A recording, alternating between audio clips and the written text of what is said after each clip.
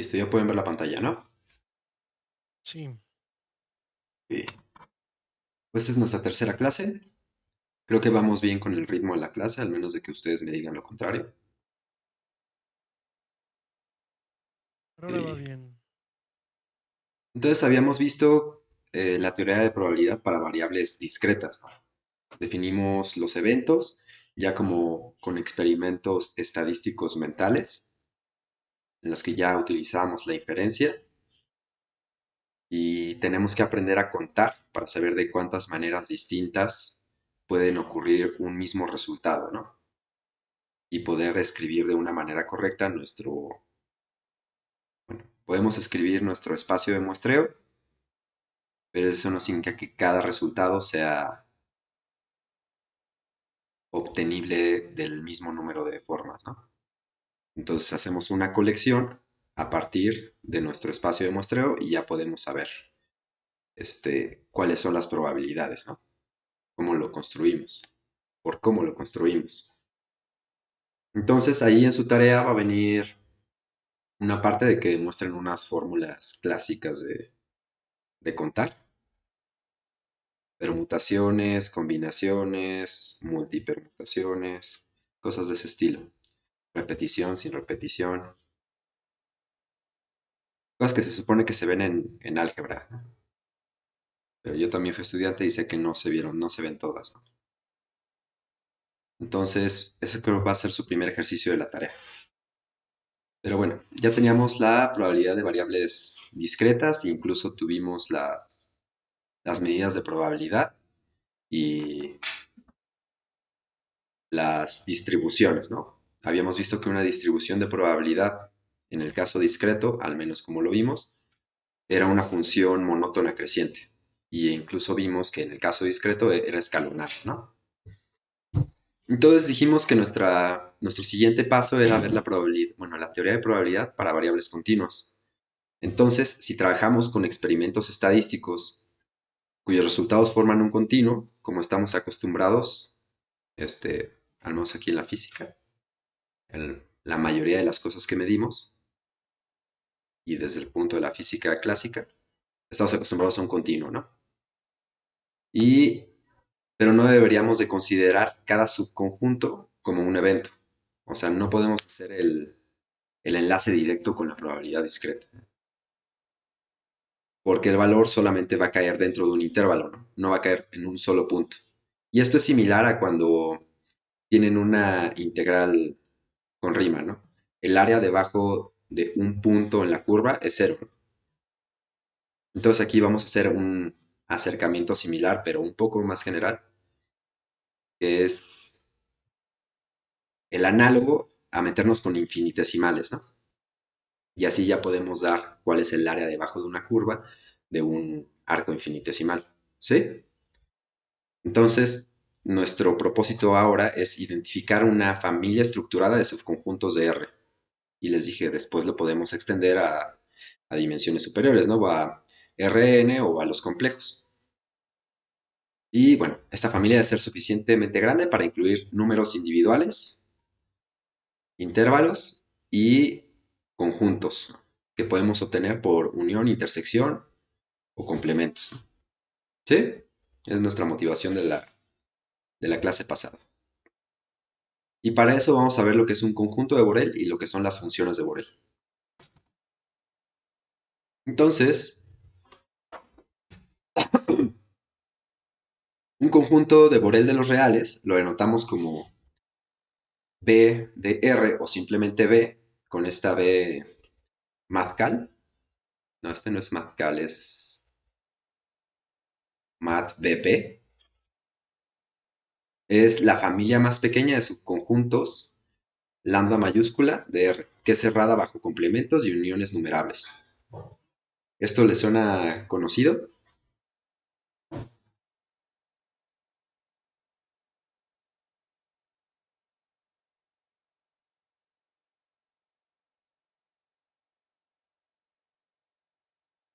Ok, sí, es que para allá vamos, con cosas de cálculo 2. Y en cálculo 3 también se ve, pero ya no se ve como conjuntos de Borel, ¿no? Ya se está hablando con topología y nosotros también lo vamos a ver. solo que lo estamos construyendo poco a poco. Entonces, aquí deben de tener cuidado, ¿no? Este subconjunto es un elemento del conjunto de Borel. O sea, el conjunto de Borel es un conjunto de conjuntos, ¿sí? Por eso, un conjunto es elemento del conjunto de Borel. ¿Hasta aquí vamos bien? Vale.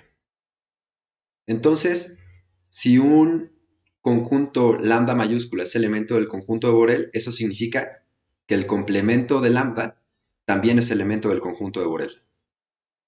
Y si tengo un elemento del conjunto de Borel, es decir, un conjunto, entonces la unión de todos los conjuntos que son elementos del conjunto de Borel también es un elemento del conjunto de Borel.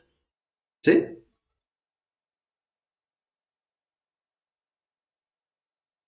Sí, Esto ya está empezando a sonar más como cosas de topo, ¿no?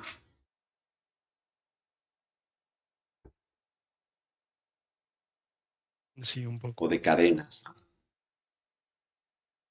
Esto es algo un poco más sencillo. Y todos estos contienen todos los intervalos abiertos. Y bueno, podemos demostrar que todos los conjuntos de Borel también son cerrados bajo intersecciones numerables, ¿no? Entonces, aquí pueden ser uniones numerables o no numerables, pero las intersecciones sí deberían de ser numerables. Ese teorema creo que no se los voy a poner a demostrar, pero ahorita mismo checo. Ah, mm,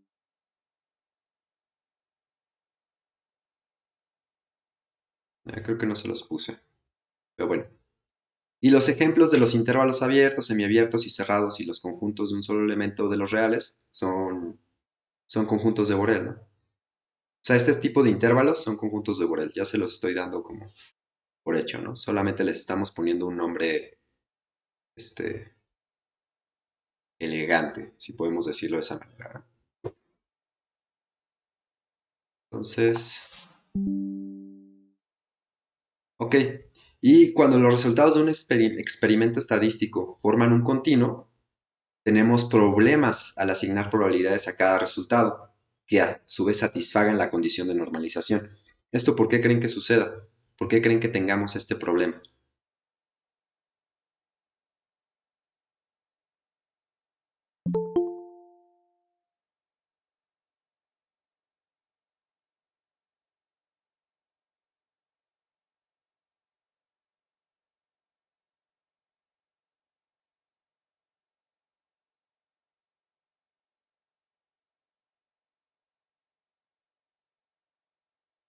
No, no se les ocurre por qué tendríamos problemas si estamos en un continuo.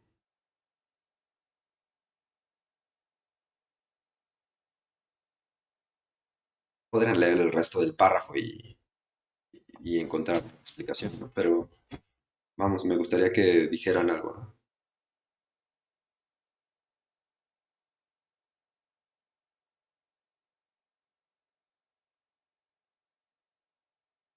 La verdad no estoy seguro.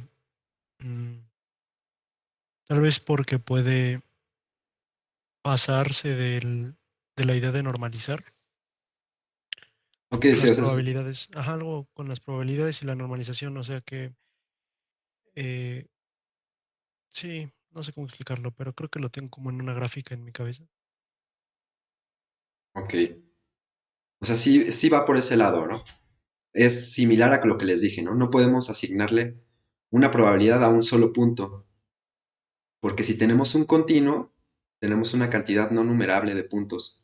Y si hacemos una suma de probabilidades de una cantidad no numerable de probabilidades, no nos va a dar algo que converge, ¿no?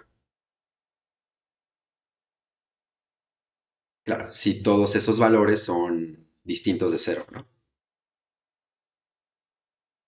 ¿Sí?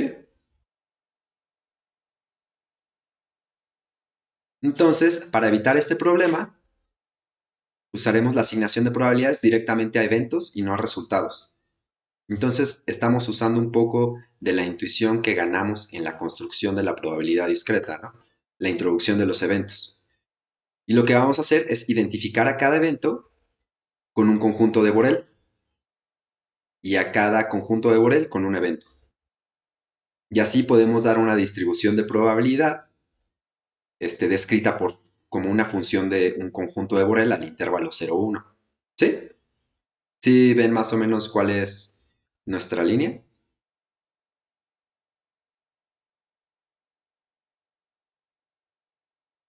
Creo que sí. Ok.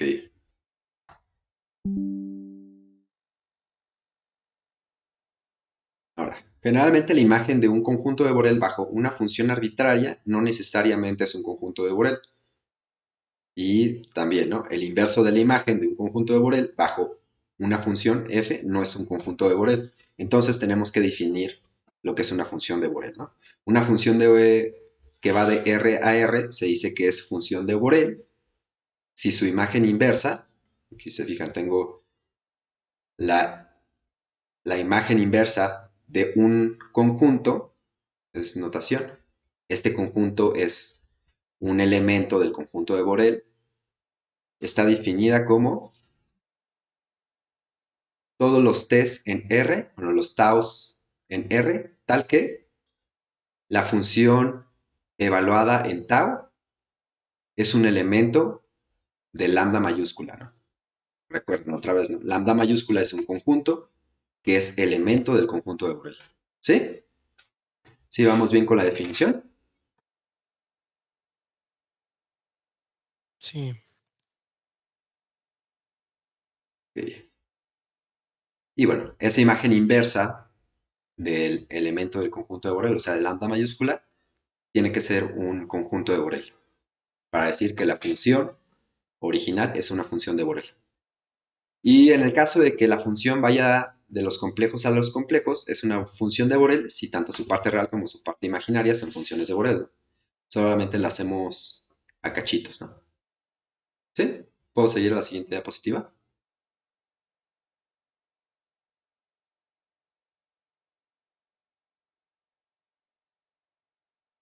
Vale.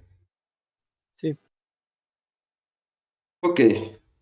La función característica de un conjunto de Borel lambda en los reales, denotada por xi sub lambda, está definida como xi sub lambda de tau es igual a 1 si tau es un elemento de lambda mayúscula, ¿no? Recuerden, ¿no? Ya lambda mayúscula es un conjunto que es elemento del conjunto de Borel. Y es cero, la función característica, si tau no está en el conjunto lambda. ¿Vale?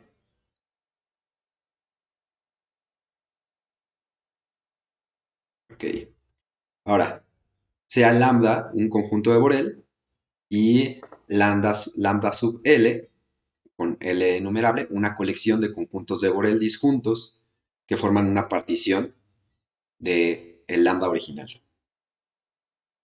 Entonces, lambda es igual a la unión de estos lambda sub L, ¿no? ¿Sí? ¿Sí están de acuerdo? Al decir que es una partición. cuando decimos disjuntos es que la intersección es vacía. Sí. Ok. Ahora, y sea A1, A2 un conjunto arbitrario de reales, ¿no? Entonces, una función f sub s de tau que sea de la forma AL, el conjunto arbitrario de números reales, por la función característica de lambda sub L, los elementos de la partición de lambda, evaluado en tau, sumándolos todos, esa es nuestra función f sub s.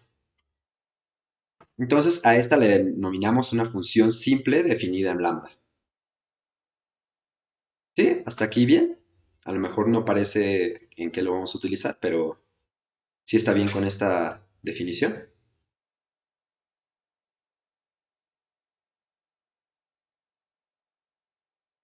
Sí, Ahora, esta función simple puede ser extendida a los reales y realmente pues es solo una suma ponderada de funciones características, ¿no? O sea, este conjunto arbitrario, vamos a decir que es un peso asignado a cada función característica del, de cada uno de los elementos que parten a lambda mayúscula, ¿no? Y es una función de Borel, ¿no? ¿Sí?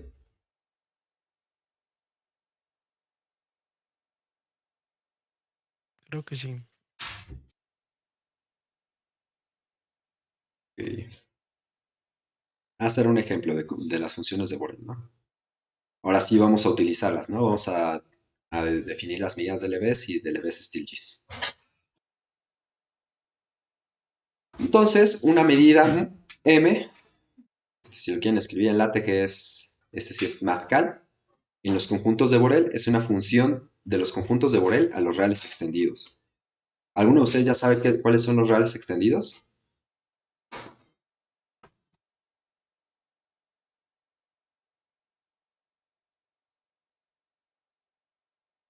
No, yo no. Pues son los reales unión, un número que vamos a denotar como infinito, unión, un número que vamos a denotar como menos infinito. En las proyecciones estereográficas de variable compleja se suelen utilizar los reales extendidos, ¿no? ¿Sí? O en geometrías neuclidianas, ¿no? Sí, ya. Entonces, esta medida va de los conjuntos de Borel a los reales extendidos. Y va de manera que un elemento del conjunto de Borel, o sea, otro conjunto, lo mapea a la medida de este conjunto. Y ese va a ser elemento de los reales extendidos. Y tiene que satisfacer estas propiedades, o sea, las propiedades de la medida, ¿no? Que sea no negativo, la medida de cualquier elemento de los conjuntos de Borel tiene que ser mayor o igual a cero. La medida del conjunto vacío es igual a cero. La medida de la unión de conjuntos disjuntos es igual a la suma de las medidas de estos conjuntos. ¿Sí?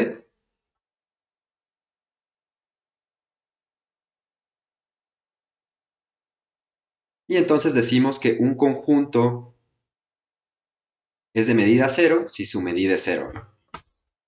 ¿Vale? O sea, sabemos que el vacío, entonces, es un conjunto de medida cero, pero podemos tener otra clase de conjuntos que no sean el vacío, que también su medida sea cero. ¿Sí?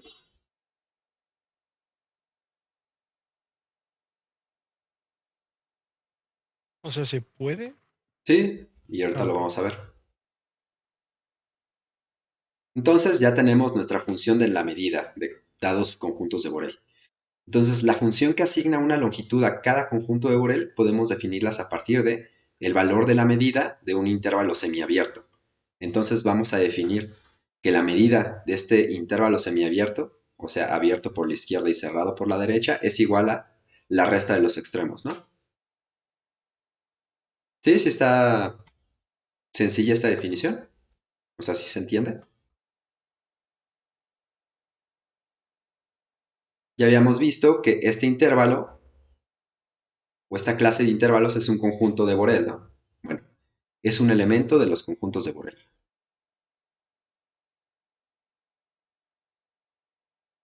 Entonces, también el valor de la medida del conjunto que contiene a un solo elemento la definimos como cero, ¿no? Entonces ya tenemos un ejemplo de conjuntos de medida cero, ¿no? Si es, si es la medida de un conjunto de un solo elemento, es cero. Y usando la propiedad aditiva de las medidas, podemos notar que la medida de un conjunto cerrado es igual a la medida de un conjunto cerrado por la izquierda y abierto por la derecha. Esto también es igual a la medida de un conjunto abierto y va a ser igual a la resta de los extremos. ¿Sí? Este sí creo que va a venir en su tarea que lo demuestre. Ok. Pero sí ven cómo podrían hacer esa demostración utilizando la propiedad aditiva de la diapositiva anterior. A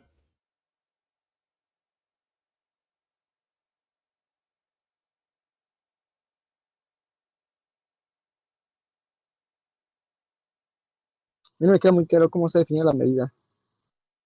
Que me pasa acá, ¿no?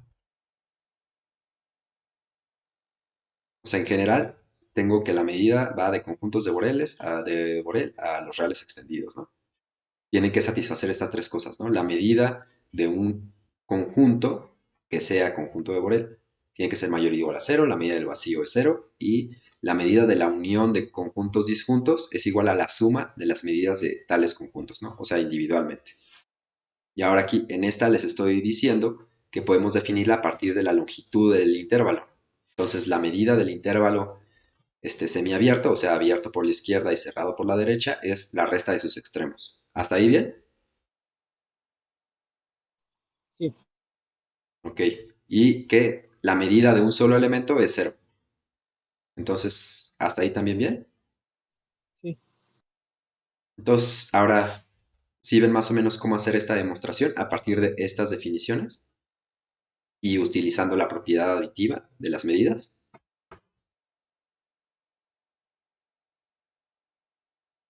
Se puede hacer eh, dividiendo esos intervalos como en los de arriba, los del principio, Sí, ¿no? en dos veces. Bueno, dividir la mitad, por así decirlo.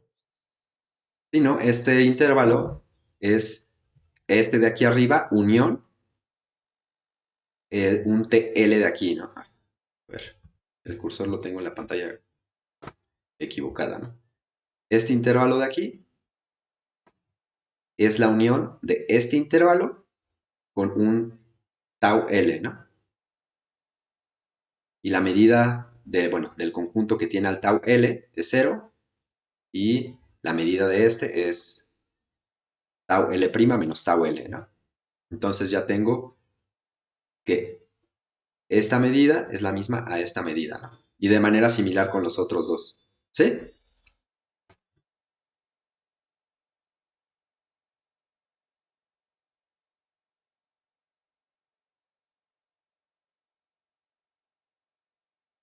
Entonces ahora consideremos al intervalo AB de los reales, ¿no? Como la cantidad de números racionales en el intervalo se sabe numerable, por propiedad aditiva, esta medida de los racionales en tal intervalo, aquí le puse medida de Lebesgue, todavía no la vemos, pero... ¿O sí? ¿Ya había dicho que era de Lebesgue? Ah, sí, se me olvidó decirlo, ¿no? A esta medida definida con estas dos propiedades le decimos medida de Lebesgue y la denotamos como ML. Ahora sí. Entonces, la medida de Lebesgue de este intervalo, pero en los racionales, entonces le estoy poniendo la medida del intervalo con los racionales, es cero. ¿Por qué es cero?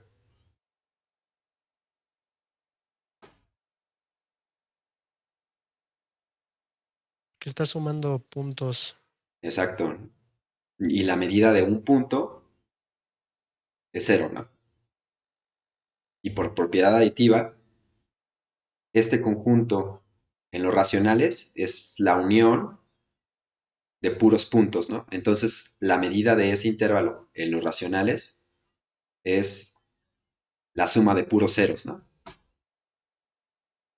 Pero en los irracionales, aquí los denoto como R menos Q, los irracionales sí son densos, ¿no? En los reales. Entonces, la medida de los irracionales es B menos A. ¿Sí?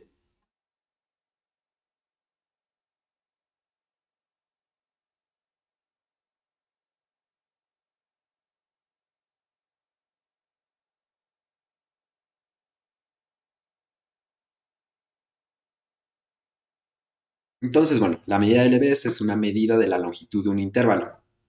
Pero en ocasiones es necesario poder dar la medida de otras cantidades, no solamente de la longitud del intervalo. Entonces, para esto vamos a considerar una distribución de masa. No significa necesariamente que sea una masa física, solamente porque así se le da el nombre. a lo largo de los reales que esté especificada por una función de densidad, ¿no? Profe, una pregunta. Sí, Los racionales no también, no, sí, los racionales no también son densos. O sea, en la diapositiva anterior, ¿por qué sí quedaría B menos A y no sería igual un conjunto de puros puntos? porque siempre puedes agarrarte una epsilon que contenga un racional, ¿no? Un racional, un irracional. Y estos sí van a estar separados, los racionales.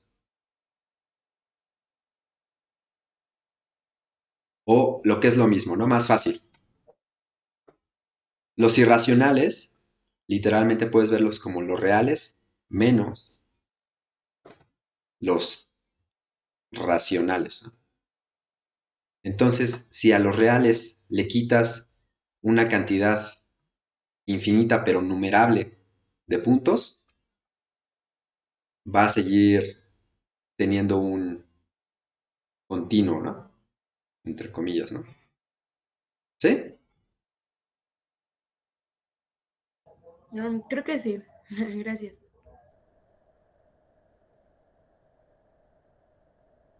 Ya, ¿no? O sea, esto es equivalente por la definición de la medida de Lebesgue a sacar la medida del intervalo solamente con reales.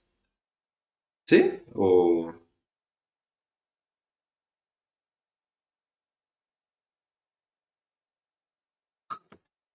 cómo? No, sí, gracias. Ok, entonces, bueno, pensemos en la función densidad, ¿no? Que sea mayor o igual a cero para todo tau en R, ¿no?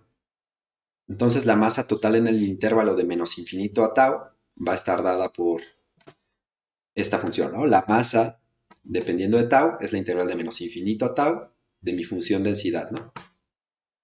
¿Sí? ¿Sí están de acuerdo en eso?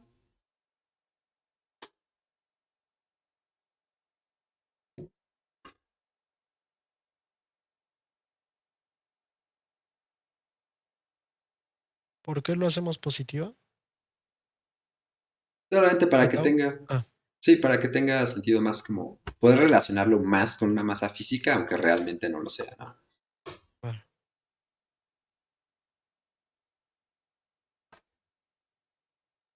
Y la masa en cualquier intervalo, dado esta ecuación, la ecuación 10, va a ser igual a la masa del extremo por la derecha menos la masa del extremo por la izquierda, ¿no? Y como lo definimos, esta densidad mayor a cero, esto va a ser mayor o igual a cero, ¿no? ¿Sí? O sea, es solamente hacer la integral, pero en lugar de menos infinito a tau, va a ser lo de tau L a tau L', ¿no? ¿Sí? Entonces, podemos introducir una medida que represente la masa de tal intervalo, o de un solo punto. Y a esta le estamos diciendo que la masa de este intervalo va a ser la medida de este intervalo, va a ser la masa del extremo de la derecha menos la masa del extremo por la izquierda, y la medida de un solo punto va a ser igual a cero. ¿Sí? O sea, solamente estamos haciendo una medida de Lebesgue, pero en lugar de poner solo los extremos, estamos usando una función para evaluar en los extremos y luego restarla. ¿Sí? Sí, Vale. Entonces, ahora consideremos una función g de tau no decreciente y continua por la derecha, de manera que podamos hacer esta definición. Definimos a m de Lebesgue-Stieltjes sobre todos los intervalos semiabiertos de la manera similar, ¿no? A como hicimos el ejemplo. Y el valor de la función para un conjunto monoelemental va a ser cero, ¿no? Bueno, no va a ser cero, ¿no?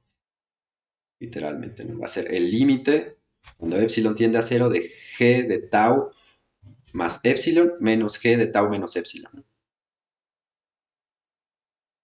¿Vale?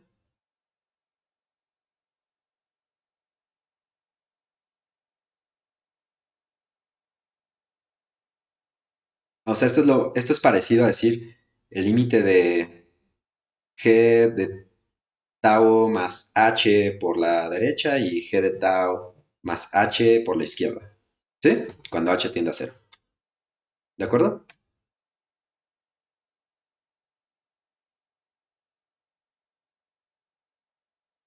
Me perdí. ¿Cómo definimos G?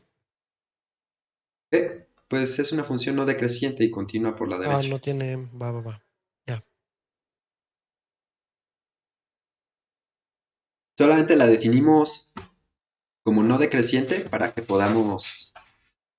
asegurar que este valor sea mayor o igual a 0. ¿Sí?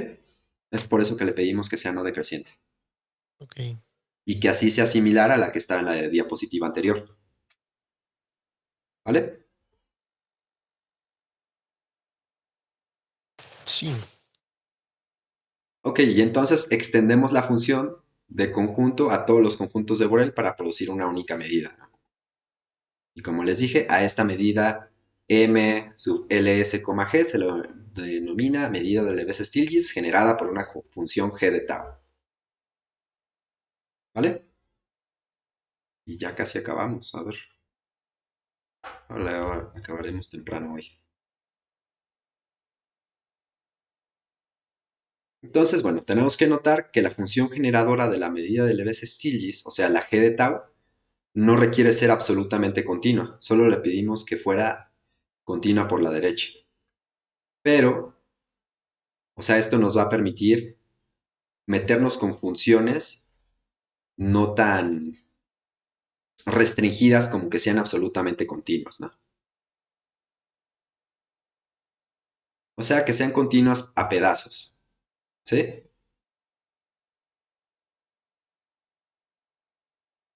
Sí,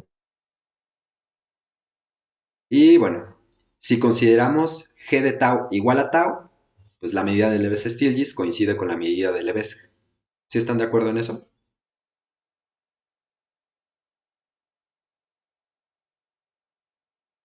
Sí. Y entonces, ahora sí vamos a poder hacer la conexión con las medidas de probabilidad.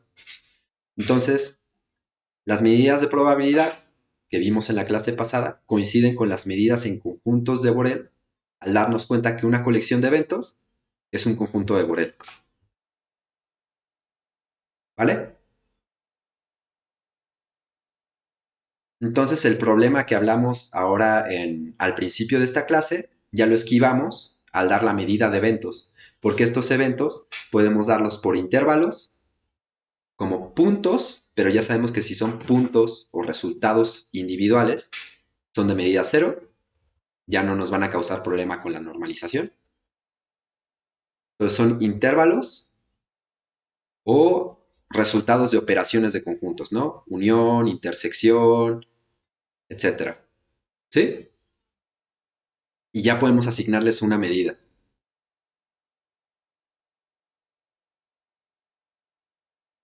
Y por cómo definimos nuestras medidas de Lebesgue y de Lebesgue-Stieltjes, estas van a cumplir las propiedades de las medidas de probabilidad. ¿De acuerdo? ¿Veremos un ejemplo? No recuerdo si está en esta diapositiva, pero la siguiente clase seguro sí vamos a ver más cosas, ¿no? O sea, si tomáramos el caso de los eventos del dado, que en sí son puntos, ¿no? ¿La Ah, ok. medida sería 0? Ah, Pues ahí podrías hacerlo mañosamente, ¿no? O sea, si te agarras, esos son realmente probabilidad de eventos discretos, ¿no? Este problema sí. surgía cuando teníamos continuos, pero podrías describir el problema del dado como que tienes que tu evento de que caiga 0 es un solo punto, ¿no? Entonces su medida es 0. A partir del 0, o sea, un intervalo abierto por la izquierda y cerrado hasta el 1, que tenga una medida en específico, ¿no? O sea, 1. Y así te vas con el siguiente, ¿no? De que sea abierto en 1 por la izquierda y cerrado en 2, y le asignas un valor, ¿no? Entonces ahí podrías utilizar, entre comillas, las medidas de intervalos continuos para evaluar tu caso discreto. ¿Sí? Ok. Entonces, a la siguiente clase vamos a utilizar estas nociones de conjuntos de Borel, medidas de Borel, medidas de Lebesgue y medidas de Lebesgue-Stieltjes para describir unas integrales que son más útiles, ¿no? Que bueno, son más generales que las integrales de Riemann, que son las integrales de Lebesgue y las integrales de Lebesgue-Stieltjes.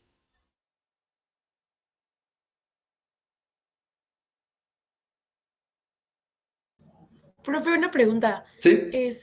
¿Los intervalos semiabiertos siempre los vamos a considerar abiertos por la izquierda y cerrados por la derecha? No, no O siempre, ya con la pero fórmula sí, sí, no, no siempre. Solo que aquí como lo estaba poniendo, por eso decía solamente es semiabiertos, ¿no? Pero siempre checaba la ecuación. Pero no, o sea, puedes decir semiabierto y que sea cerrado por la izquierda y abierto por la derecha. vale, gracias. Y bueno, vamos a ver estas integrales. Estas nos van a ser útiles en mecánica cuántica, porque en mecánica cuántica podemos tener sistemas discretos o continuos o combinaciones, ¿no? Y bueno, ya cuando tengamos estas integrales, vamos a poder definir una medida de probabilidad. Bueno, ya vimos más o menos cómo se va a hacer, ¿no? A partir de medidas de Lebesgue y de Lebesgue-Stieltjes, ¿no? Pero para variables continuas. Vamos a poder definir una función distribución de probabilidad y lo que nosotros los físicos conocemos como distribución, que realmente es una función densidad de probabilidad. O sea, la famosa campana de Gauss, esa no es la distribución no es la distribución normal, ¿no? Es la función densidad de la distribución normal. Porque la distribución normal parece más como una gráfica del logaritmo, donde el logaritmo sí llega a converger. ¿Vale? Entonces ya estamos construyendo las herramientas matemáticas para poder definir las cosas, ¿no? Y no meter tantos goles más adelante en el curso. Y ya, es todo por hoy. Dejo de grabar.